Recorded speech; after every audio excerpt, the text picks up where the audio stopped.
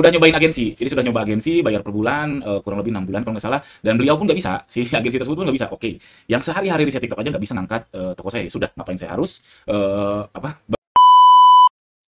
Oke. Assalamualaikum warahmatullahi wabarakatuh. Teman-teman, di video ini saya mau share pengalaman saya aja. Jadi saya nyerah TikTok. Dan ini alasannya kenapa. Jadi saya udah rasanya 5 bulan, 6 bulan lebih lah. 6 bulan lebih saya nggak ngulik TikTok sama sekali. Narik seller center doang. Jadi cuma narik uang doang. Orderan juga kadang ada, kadang enggak. Yang ada alhamdulillah, enggak juga nggak apa-apa. Nggak pernah iklan dan lain sebagainya. Kenapa? Bahkan di HP saya pun saya nggak punya TikTok. Dan ketika TikTok mengeluarkan kebijakan bahwa yang ada keranjang kuningnya nggak bisa dibuka di PC, saya makin males. Saya makin males karena memaksa saya untuk install TikTok. Dimana saya, ya personal lah, personal. Oke, kenapa alasannya? Eh, jadi teman-teman kudu paham bahwa pantang menyerah itu bukan berarti berhasil ya. Saya pantang menyerah kala itu, dan sekarang saya sudah kalau terus-terusan saya pantang menyerah bukan berarti bakal berhasil, tapi saya menimang-nimang juggling ya, juggling antara mana mudorot, mana maslahat, atau mana yang memungkinkan, atau ada peluang yang lain. Nah makanya saya, oh kayaknya di TikTok saya nggak mungkin nih, saya lebih baik ke peluang lain. Jadi saya kalau jualan online sekarang fokusnya di Shopee sama di YouTube ini. Jadi teman-teman, kalau secara teori ya, di buku apa ya saya lupa ya. Kalau setahun, kalau nggak salah setahun atau 6 bulan. Yang jelas teman-teman harus set batas kapan teman-teman pantang menyerah. Jangan sampai teman-teman apa istilahnya tuh keras kepala, terlalu maksa padahal ada peluang lain. Nah, poinnya adalah peluang lain. Peluang lain. Kalau teman-teman nggak punya peluang, nggak punya nggak punya opsi lain, ya memang harus pantang menyerah. Tapi kalau ada peluang lain kayak saya banyak peluang lain, alhamdulillah. Saya ternak toko Shopee, terus di YouTube ini juga banyak, macam-macam lah. Saya ada peluang lain, makanya saya menimang-nimang, rasanya sudah cukup menyerah di TikTok. Lalu alasan lainnya apa? Nih, saya kasih tahu, saya sudah melakukan beberapa banyak hal, live saya sudah pernah lakukan. Waktu itu hampir hampir 24 jam pernah, dan gagal, tetot. Lalu ads juga saya ngulik banget soal TikTok itu. Bahkan saya bikin TikTok shop vlog di tahun 2023 kalau nggak salah, itu sampai sampai 50, nggak nyampe, sampai 30-an minggu saya ngulik iklan TikTok. eh itu keulik banget, saya paham banget soal ads-nya, apalagi saya dulu main Meta, dan ketika ke ads TikTok yang strukturnya sama, oh gampang. Gampang dalam tanda kutip. Lebih tepatnya gampang memahami, bukan gampang winningnya. Terus saya juga udah nyobain agensi. Jadi sudah nyoba agensi, bayar per bulan, kurang lebih 6 bulan kalau nggak salah. Dan beliau pun nggak bisa, si agensi tersebut pun nggak bisa. Oke, yang sehari-hari riset TikTok aja nggak bisa ngangkat toko saya. Ya sudah, ngapain saya harus apa berpeluh-peluh untuk itu, karena ada alasan personalnya juga. Jadi yang pawangnya aja nggak bisa ngangkat, apalagi saya. Makanya saya, cukup, ini cukup, udah nggak perlu lagi dilanjutkan untuk ngegas TikTok atau ngulik TikTok. Nah ini alasan personal saya. Pertama, saya merasa ya, ini teman-teman boleh banget nggak sepakat, ini personal ya, sekali lagi ini subjektif. Kalau anda sampai marah-marah di bawah, silahkan, karena ini sangat-sangat subjektif.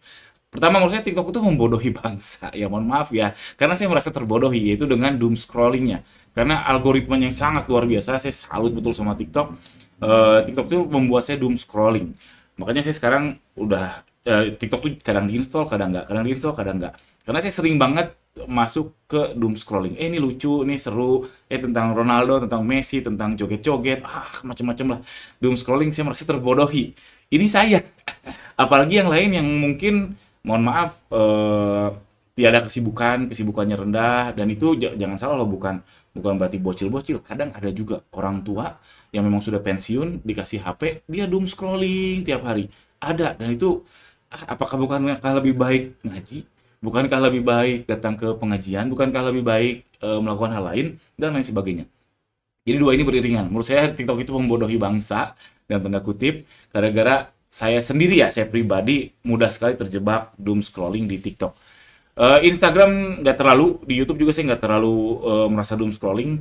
Kadang kalau doom scrolling di YouTube pun kadang dapat ilmu juga, dapat ilmu karena ya kan saya konten kreator tentang jualan online ya, dan saya pun sering nonton orang lain, dan sering muncul shortsnya, sering muncul videonya, dan saya juga jadi belajar. Jadi doom scrolling di YouTube menurut saya jauh lebih baik daripada doom scrolling di TikTok. Kalau Instagram, ya tengah-tengah lah, tengah-tengah. Tapi TikTok parah banget. Itu personal saya. Sekali lagi saya tekankan ini personal saya. Teman-teman boleh banget nggak sepakat dan silahkan tuliskan keluh kesahnya di bawah. Kalau teman-teman nggak sepakat atau menghina ya silahkan lah. Wong ini personal, emangnya salah kalau personal kan subjektif. Lalu terakhir soal musik. Yang ketiga soal musik. Nah ini nyangkut ke agama ya. Ada yang bilang musik boleh, ada yang bilang musik haram, ada yang musik di tengah-tengah dan sebagainya. Saya ngambil aman aja dan kebetulan qadarullahnya saya tuh memang nggak bisa kerja sambil dengerin musik, nggak bisa. Fokus sambil dengerin musik itu saya nggak bisa. Jadi misalkan sambil dengerin musik punk gitu, nggak bisa. Bahkan sambil dengerin Al-Quran pun saya nggak bisa. Pribadi ya, nggak bisa, nggak, kurang fokus aja gitu. Jadinya ya sejak saat itu saya merasa, oh ya ngapain dengerin musik. Dan toh ada yang bilang haram juga, yang ada yang bilang boleh juga boleh. Itu masing-masing. Sehingga saya pikir, kalau dihindari apa salahnya? Nggak ada salahnya. Dan ini debatable banget. Dan saya bukan berarti anti banget jadi ngelihat orang yang pakai musik, oh kamu kafir. Enggak. Kadang saya juga dengerin musik. Kadang ya kalau lagi entah posisinya lagi gimana ya. Mungkin ya kadang saya dengerin musik kayak Linkin Park, saya masih hafal lagunya, kayak Red Hot Chili Pepper era CP ya. Saya masih hafal lagunya kalau dengerin terus macam-macam. Jadi kadang saya juga dengerin musik yang mungkin lagi khilaf atau gimana dalam satu kondisi, cuman secara sengaja, secara terus-menerus saya dengerin musik, saya nggak mau. Dan dimana si TikTok memang lekatnya sama musik, tapi nggak juga loh. Ada juga brand-brand yang gede di TikTok nggak pakai musik. Salah satu contohnya si Roughneck 991 itu dia nggak pakai musik juga. Roughneck dan TikToknya terakhir saya cek sih gede. Terakhir saya cek sih gede. Cuman ya secara umum, aduh, bentar ya. Cuman ya secara umum memang di TikTok kaitannya erat sama musik. Makanya saya nggak mau aja. Oke, ini debatable banget. Ya mohon maaf bagi yang tersinggung. Saya tekankan lagi ini subjektif sekali. Anda sangat-sangat boleh tidak sepakat. Silahkan marah-marah di komen di bawah. Lalu yang terakhir, personal juga. Saya tuh orangnya nggak nyeni, teman-teman. Ya teman-teman kalau ngikutin YouTube saya ini ya gini-gini aja gitu. Nggak ada apa gini-gini aja. Jadi tulisannya pun saya nggak bagus-bagus amat. Cuma gini-gini aja. Saya tuh kurang nyeni memang orangnya dari dulu.